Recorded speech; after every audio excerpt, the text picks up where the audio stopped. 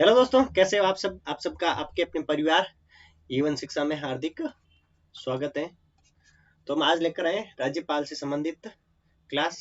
और आपके जो भी एग्जाम्स में क्वेश्चन बनेंगे वो सारे क्वेश्चन आज हम इसी क्लास में सॉल्व करने वाले हैं, जो कि हम कोशिश करेंगे कि आपके 100% क्वेश्चन एक ही क्लास में से आ जाए। राज्यपाल से संबंधित सारे आपके जो भी जितने भी क्वेरी है, जो भी आपके कंफ्यूजन है, सारी दूर हो जाएगी आज। तो देखते हैं क्लास को। ठीक है, आगे बढ़ने से पहले प्लीज आप थोड़ा चैनल को सब्सक्राइब जरूर कर लेना, वीडियो को लाइक कर लेना। ठीक है। राज्यपाल संविधान के भाग। राज्यपाल संविधान के किस भाग में राज्यपाल का उल्लेख है? तो भाग 6 में। भाग 6 में बताया गया है कि जो भी राज्य की शासन व्यवस्था है, राज्य शासन से संबंधित जो भी प्रावधान है वो कौन से भाग में बताए गए हैं? भाग 6 में। और भाग 6 में कितने अनुच्छेद आते हैं? अनुच्छेद 152 से लेके 237 तक के सारे अनुच्छेद भाग 6 में आते हैं, और जिसमें हमारा राज्यपाल भी 153 से स्टार्ट हो जाता है। तो भाग 6 में क्या आती है? राज्य की शासन व्यवस्था। और भाग 6 में बताया गया है कि राज्यपाल की राज्य की जो कार्यपालिका होती है, राज्य कार्यपालिका कार्यपालिका जो भी राज्य की कार्यपालिका होती है, उसका जो प्रमुख होता है वो कौन होता है? राज्यपाल। क्या होता है? प्रमुख। राज्य की कार्यपालिका का प्रमुख कौन होता है? राज्यपाल होता है। ये भाग 6 में बताया गया है। ठीक है, जो कि एक संवैधानिक पद होता है और राज्य का प्रमुख पद होता है। संविधान के अनुच्छेद कहां से स्टार्ट होता है? 153 से। कौन? राज्यपाल। राज्यपाल 153 में क्या बताया गया है कि राज्य का एक राज्यपाल होगा। ठीक है। और 7वां एक संविधान संशोधन हुआ था, 7वां कॉन्स्टिट्यूशन अमेंडमेंट। ठीक है, तो उसमें बताया गया, ये हुआ था 1956 में।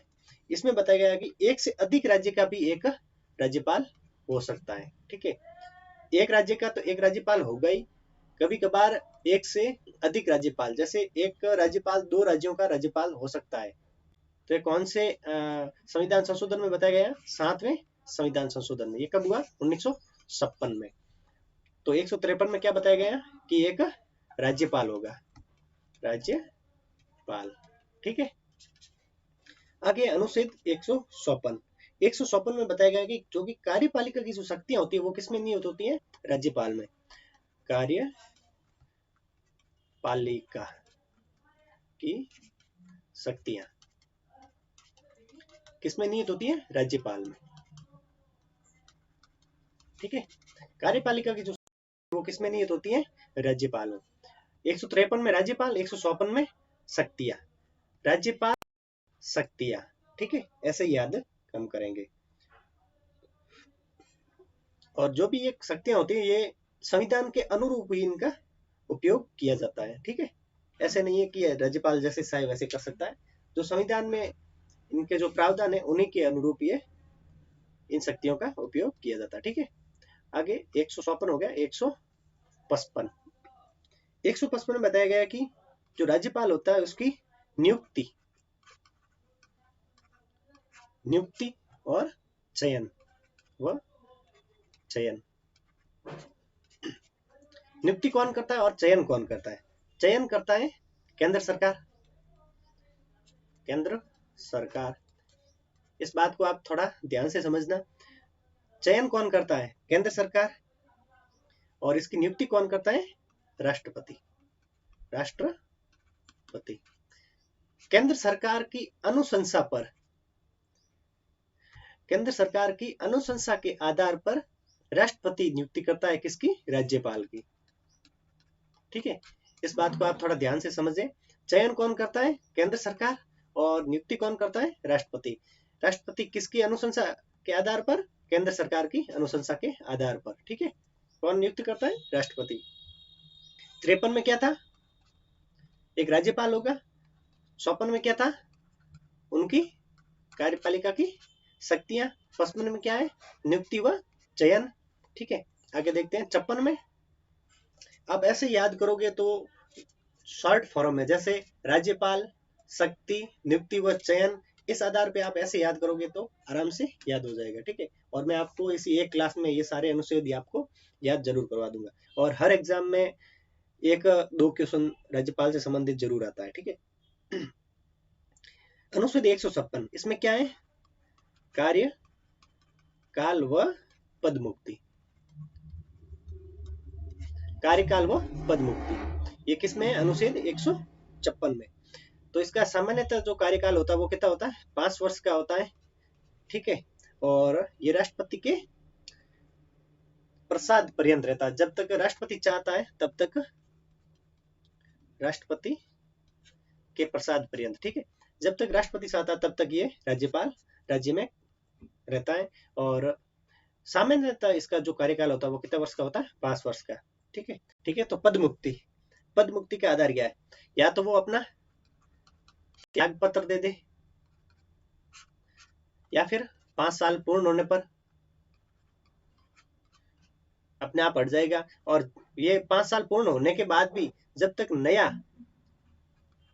राज्यपाल नहीं बन जाता, या किसी और राज्य के राज्यपाल को ये कार्यभार नहीं सौंप दिया जाता, तब तक वो पद पर बना रहेगा। ठीक है, अगर राज्यपाल के पास में जैसे कोई राज्य का राज्यपाल रह गया, 4 साल एक राज्य में रह गया, तो अगले 1 साल तक वो किसी अन्य राज्य में भी राज्यपाल स्थानांतरित करके रखा जा सकता है। ठीक है, तो अपना हो गया 53 में राज्यपाल, 54 में शक्ति, 55 में नियुक्ति व चयन, 56 में कार्यकाल व पद मुक्ति।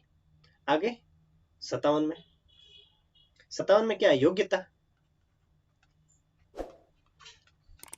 हम इसको लास्ट में सभी को एक मेंशन करके आपको ट्रिक बना के दूंगा, जिससे आप आराम से याद इसे कर पाओगे। ठीक है, तो क्लास के एंड तक बने रहना है ना।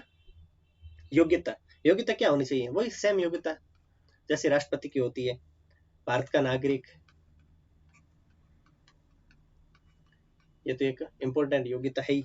ठीक है, और आयु कितनी होनी चाहिए? 35 वर्ष, और राष्ट्रपति के लिए भी 35 वर्ष। ठीक है, और अतिरिक्त इसमें और क्या योग्यता होती है? संबंधित राज्य से न हो, एक इम्पोर्टेंट है। वो जिस राज्य में राज्यपाल होता है उसी राज्य से वो खुद अपना कोई ताल्लुकात नहीं रखता हो। संबंधित राज्य से न हो, ये एक इम्पोर्टेंट है ना। ठीक है, एक और है इसमें योग्यता में कि जब नियुक्ति की जाती है तो मुख्यमंत्री से इसकी सलाह ली जाती है ना।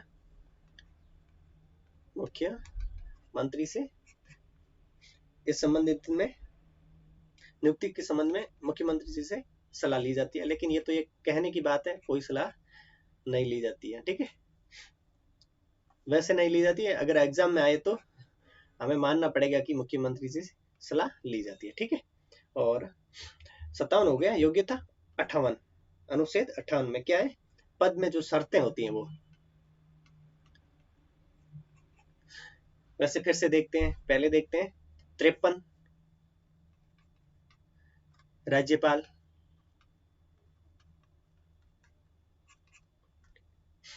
56 कार्यपालिका की शक्तियां, 55 नियुक्ति व चयन,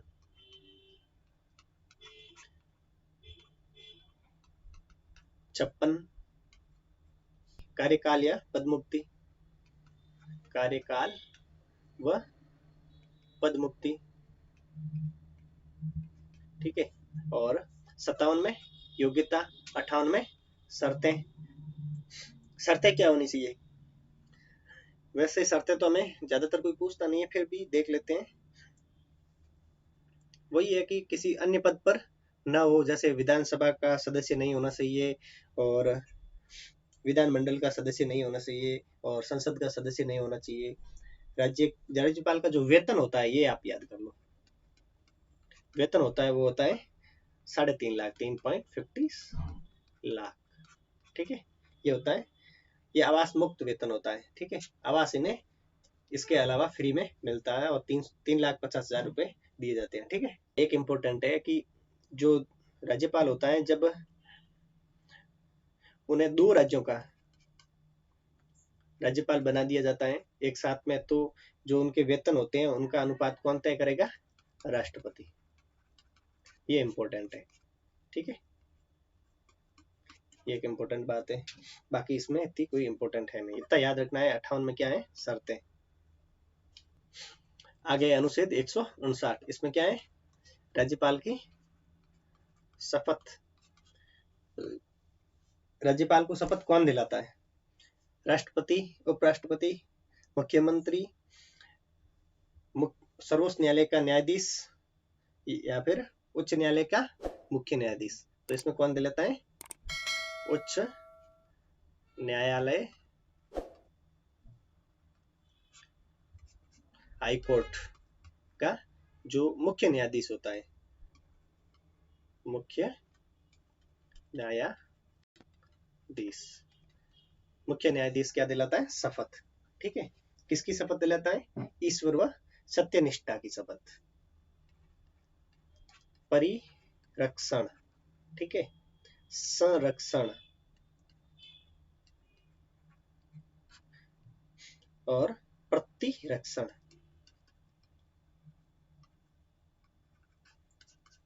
जो भी रक्षण शब्द है, रक्षण, रक्षण और रक्षण, परिरक्षण, संरक्षण, प्रतिरक्षण तथा इसको अक्षुण बनाए रखूंगा, ये शब्द होते हैं, ठीक है। कैसे? संविधान व विधि का परीक्षण, परिरक्षण, संरक्षण, प्रतिरक्षण तथा इसे अक्षुण बनाए रखूंगा।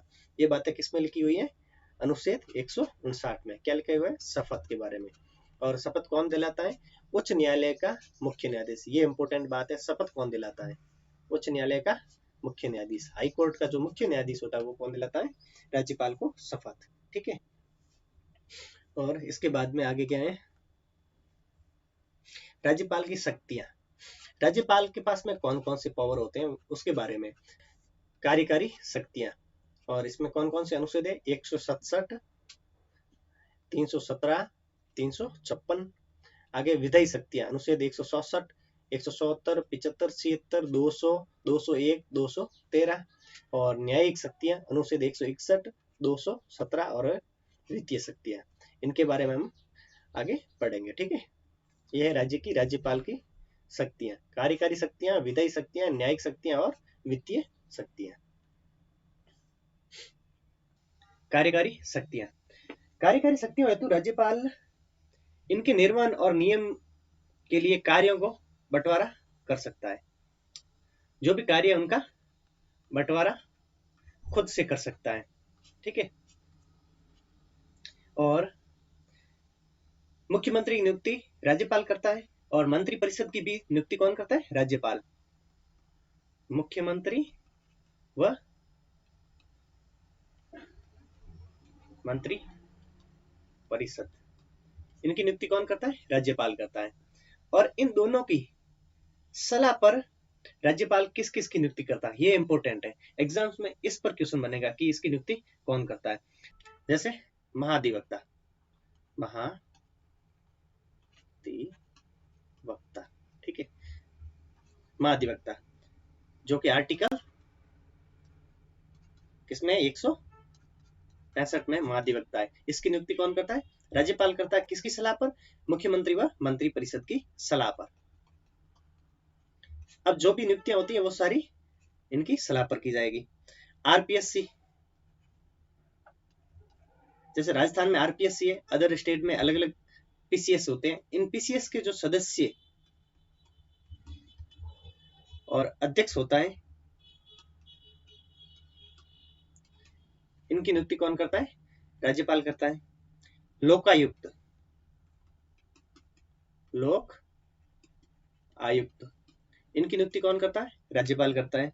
राज्य निर्वाचन आयुक्त, राज्य निर्वाचन आयुक्त, इसकी भी नियुक्ति कौन करता है? राज्यपाल करता है। जो विश्वविद्यालय होते हैं, उनके जो कुलपति होते हैं, इनकी नियुक्ति भी कौन करते हैं? राज्यपाल करते हैं। और जैसे राज्य में होता है राज्य महिला आयोग, इसके भी अध्यक्ष की नियुक्ति कौन करता है? राज्यपाल करता है। और राज्य सूचना आयोग, इसके भी सदस्य व अध्यक्ष की नियुक्ति कौन करता है? राज्यपाल करता है। और राज्य मानवाधिकार आयोग की नियुक्ति भी कौन करता है?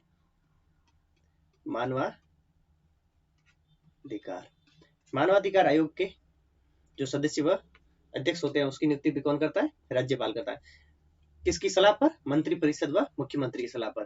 ठीक है, इसमें आपको ये याद रखना बहुत जरूरी होगा कि किसकी नियुक्ति राज्यपाल करता है, क्योंकि ये क्वेश्चन बहुत ज्यादा बनता है। किस किस की नियुक्ति करता है, और सारी नियुक्तियां किसकी सलाह पर की जाती है? मंत्री परिषद व मुख्यमंत्री की सलाह पर। ठीक है, सबसे पहले देखते हैं महाधिवक्ता, आर्टिकल 165, आरपीएससी के सदस्य व अध्यक्ष की नियुक्ति, लोकायुक्त की नियुक्ति, राज्य निर्वाचन आयुक्त की नियुक्ति, विश्वविद्यालय के कुलपति की नियुक्ति, राज्य महिला आयोग की नियुक्ति, आयोग के सदस्य व अध्यक्ष की नियुक्ति, राज्य सूचना आयोग के अध्यक्ष व सदस्यों की नियुक्ति, और मानवाधिकार के आयोग व सदस्यों की नियुक्ति। इन सब की नियुक्ति कौन करता है? राज्यपाल करता है। ठीक है, और किसकी सलाह पर करता है? मुख्यमंत्री व मंत्री परिषद की सलाह पर। ठीक, कार्यकारी शक्तियां, अनुच्छेद 167 के बारे में। 167 क्या कहता है? राज्यपाल मुख्यमंत्री से प्रशासनिक गतिविधियों की जानकारी मांग सकता है। ये बताता है कि जो राज्यपाल है ये मुख्यमंत्री से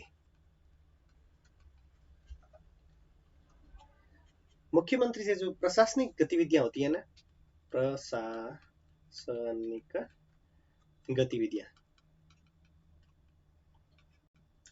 इनकी जानकारी मांग सकता है। ठीक है,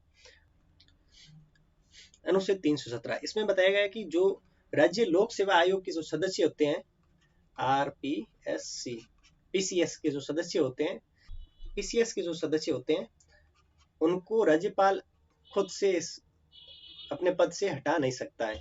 इसके लिए राष्ट्रपति के पास में पावर होता है, जो कि राष्ट्रपति द्वारा निर्देशित किए जाने पर उच्चतम न्यायालय के जो प्रतिवेदन होता है उसके आधार पर, निहिरताओं के आधार पर राष्ट्रपति द्वारा इसे हटाया जा सकता है, न कि इन्हें राज्यपाल इन्हें नहीं हटा सकता। इतना इंपॉर्टेंट है नहीं, फिर भी आप याद कर लेना। अनुच्छेद 356 ये इंपॉर्टेंट अनुच्छेद है। इसमें बताया गया कि जो राज्य होता है, राज्य में जो राज्यपाल होता है वो राष्ट्रपति से संवैधानिक आपातकाल की सिफारिश कर सकता है। राज्यपाल राष्ट्रपति से संवैधानिक आपातकाल की सिफारिश कर सकता है। और अनुच्छेद 356 लागू होने पर जो राज्यपाल की कार्यकारी शक्तियां हैं वो उसमें विस्तार हो जाता है। फिर पावर पूरा किसके हाथ में हो जाता है? राज्य का, राज्यपाल में। कब होता है? जब अनुच्छेद 356 लागू हो जाता है, राष्ट्रपति द्वारा लागू किया जाता है। ठीक है, और इसकी जो सिफारिश है वो कौन करता है? राज्यपाल। ठीक है, ये हो गई कार्यकारी शक्तियां। आगे है विधायी शक्तियां, ये भी काफी इंपॉर्टेंट है।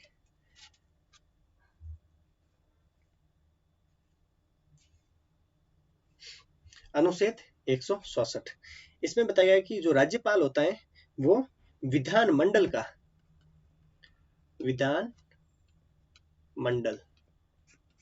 का एक अभिन्न अंग होता है। विधानमंडल में क्या क्या आता है?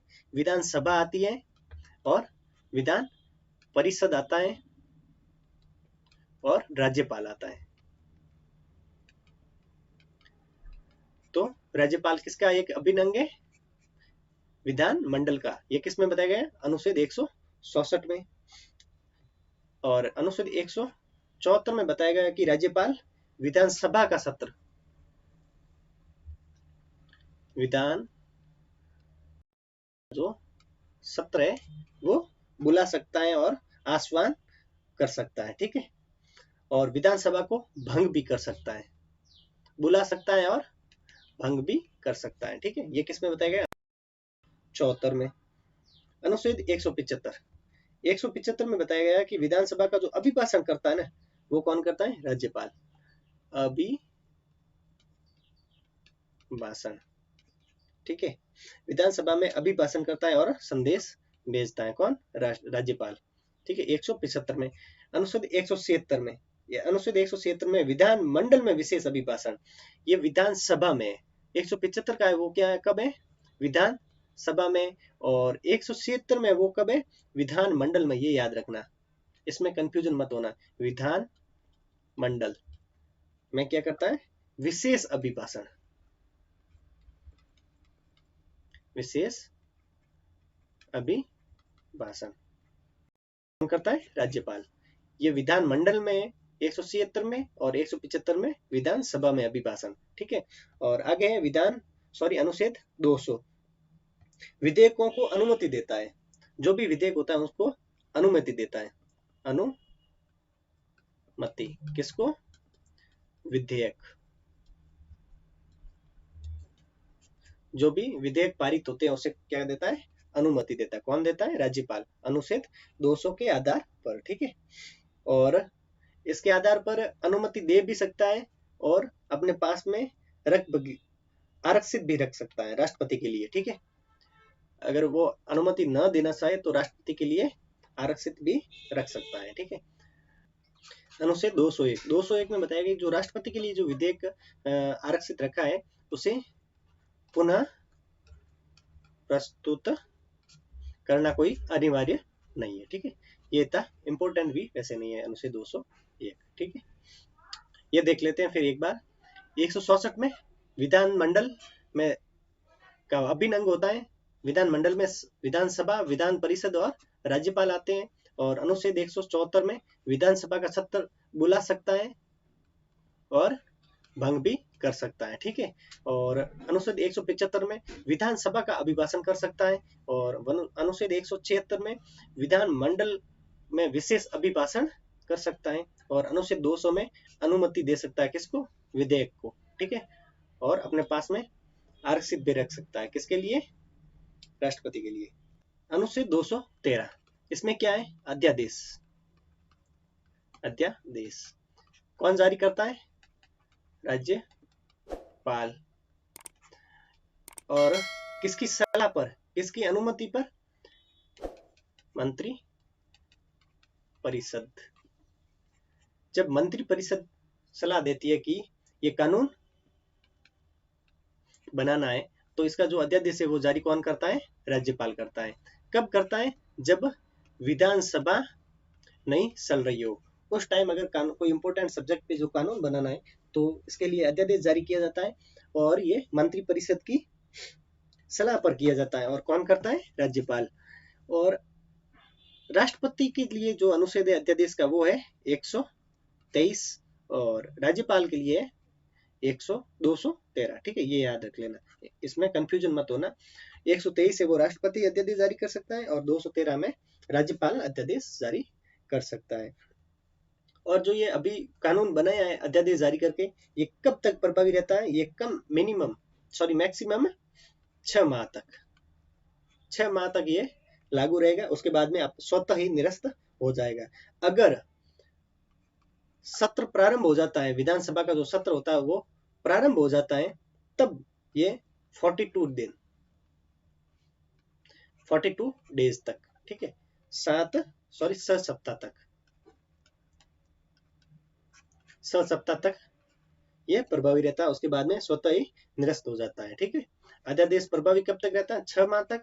और विधानसभा अगर प्रारंभ हो गई है तो उसके बाद में ये 42 दिन तक अध्यादेश प्रभावी रहेगा। उसके बाद में स्वतः ही निरस्त हो जाएगा, ठीक है। आगे अनुच्छेद 171 में बताया गया कि राज्यपाल के पास में और भी कई शक्तियां होती हैं, जैसे विधान परिषद।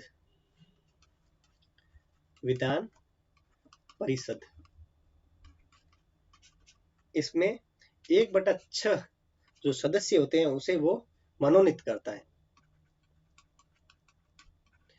कितने सदस्य, 1/6 सदस्य, किसमें, विधान परिषद में। अब देख लो राजस्थान में, हम तो राजस्थान में विधान परिषद नहीं है, तो फिर ये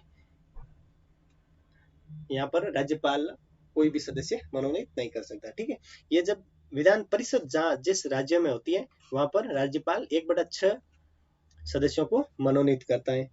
कौन कौन सी जो भाग है उसमें करता है, कला का, विज्ञान का, साहित्य, समाज सेवा, सहकारिता आदि क्षेत्रों से जो भी सदस्य आते हैं उनको मनोनीत किया जाता है। इंपॉर्टेंट यही है कि कितने सदस्य मनोनीत करता है, 1/6 सदस्य।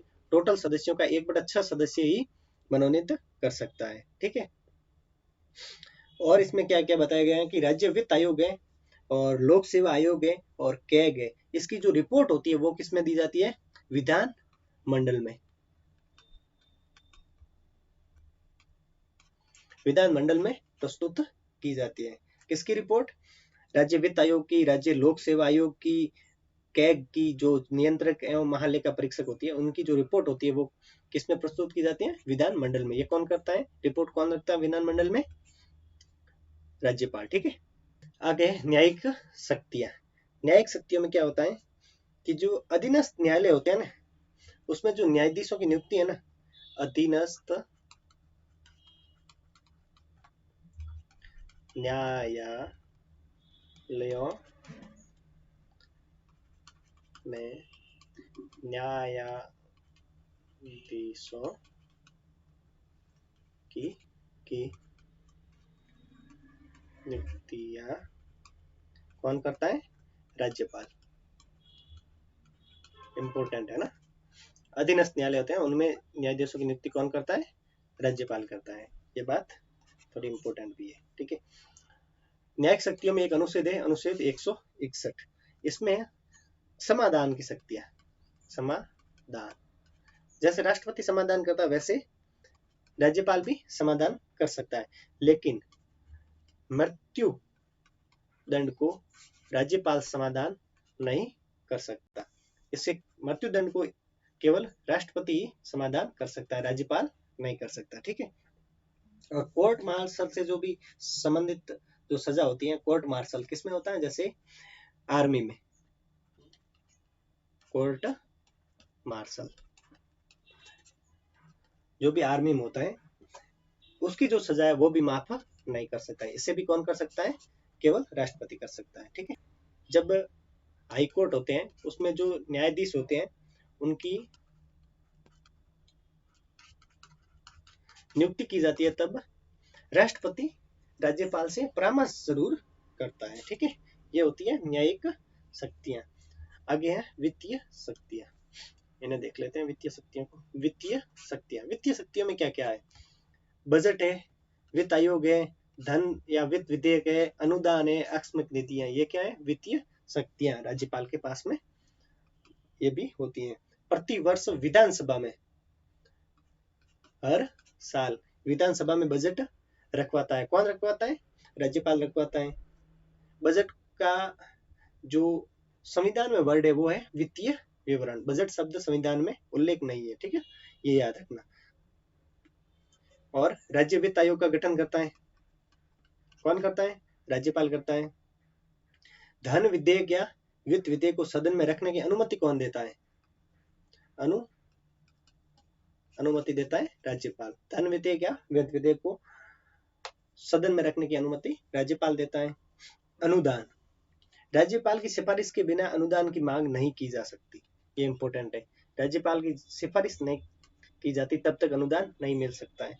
राज्यपाल की सिफारिश के बिना अनुदान की मांग नहीं की जा सकती।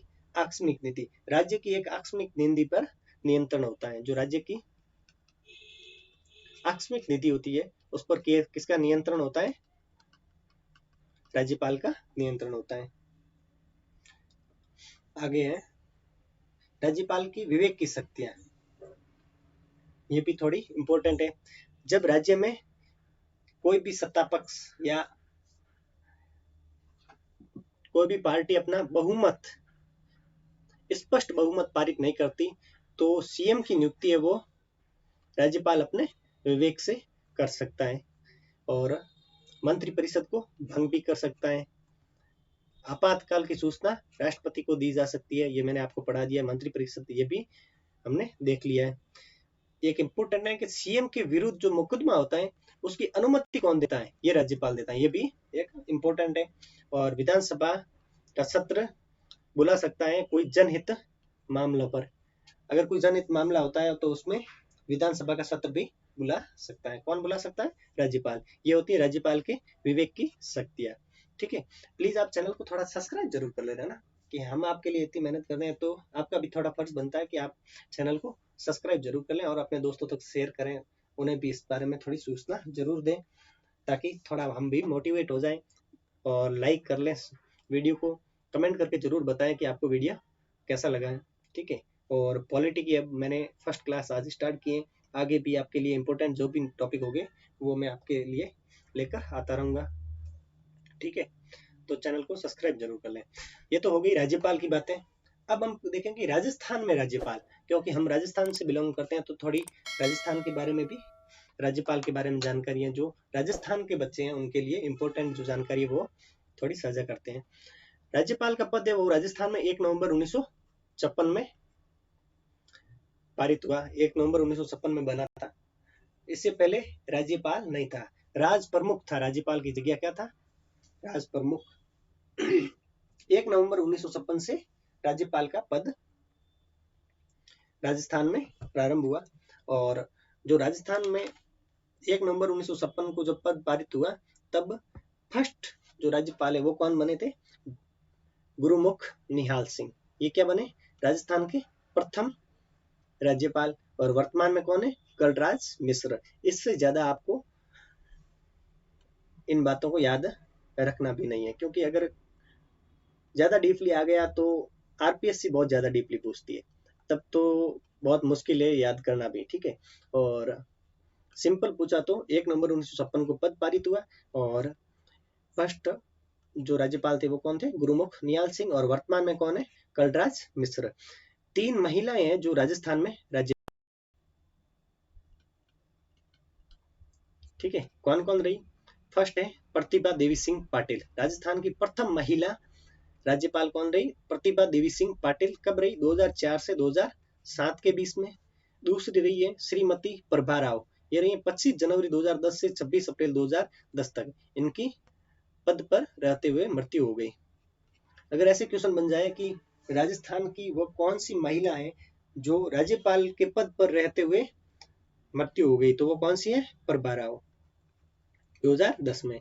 और उसके बाद में श्रीमती मार्गरेट आल्वा है, वो रही 2012 से 2014 के बीच में। ठीक है, राजस्थान की जो 3 महिलाएं हैं वो राज्यपाल के पद पर रही है, श्रीमती प्रतिभा देवी सिंह पाटिल, प्रभा राव और मार्गरेट आल्वा। इनका क्रम भी आप याद रखना है ना। आगे 4 राज्यपाल ऐसे हुए हैं जो पद पर रहते हुए मृत्यु हो गई। ये कई बार पूछा जा चुका है एग्जाम्स में, बहुत इंपॉर्टेंट भी है राजस्थान एग्जाम्स के लिए।